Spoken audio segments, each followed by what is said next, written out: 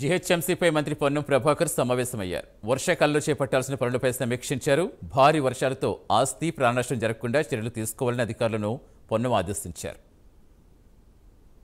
ఆ పక్షాన మొత్తం అనుభవజ్ఞులైన అధికారులు, జీహెచ్ఎంసీ పట్ల పూర్తి అవగాహన ఉన్న అధికారులందరితోటి అటువంటి 141 నీటి జమ అయ్యేటువంటి ఒక ప్రాంతాలను, వాటర్ లాగింగ్ సెంటర్స్ను ఐడెంటిఫై చేసి వాటి పరిష్కారానికి ఓవర్కమ్ కావడానికి ప్రయత్నం చేస్తున్నాం. ఉదాహరణకు మీరు ఇక్కడ రాజ్భవన్ ఉంది. రాజ్భవన్ రోడ్ లో లెవెల్, దాని తర్వాత కెనాల్ అక్కడ పక్కకు పోయేటువంటి హై లెవెల్.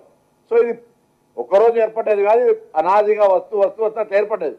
దాన్ని ఎంత చేసినా అటువంటి సమస్యల లోపల తప్పదు.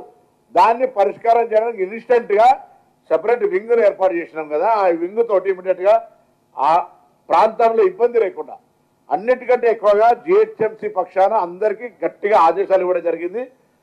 వరదల వల్ల, వర్షాల వల్ల ఎక్కడ కూడా ఒక ప్రాణ నష్టం జరగడానికి వీల్లేదు.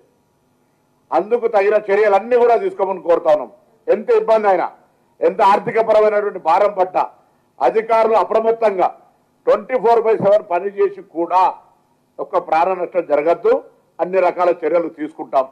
మీరు అంటున్నటువంటి ప్రకృతి మార్పు వల్ల వస్తున్నటువంటి అప్రకటిత వర్షాలు, లేకపోతే దాని యొక్క వరద సంబంధించిన ఉత్పత్తి అంటే అంత ఎత్తున పడుతున్నటువంటి సందర్భంలో కూడా తప్పకుండా దాన్ని కూడా ఓవర్కమ్ కావడానికి వీఆర్ మేకింగ్ స్ట్రాటజీ. మా పక్షాన మొత్తం అనుభవజ్ఞులైన అధికారులు, జీహెచ్ఎంసీ పట్ల పూర్తి అవగాహన ఉన్న అధికారులందరితోటి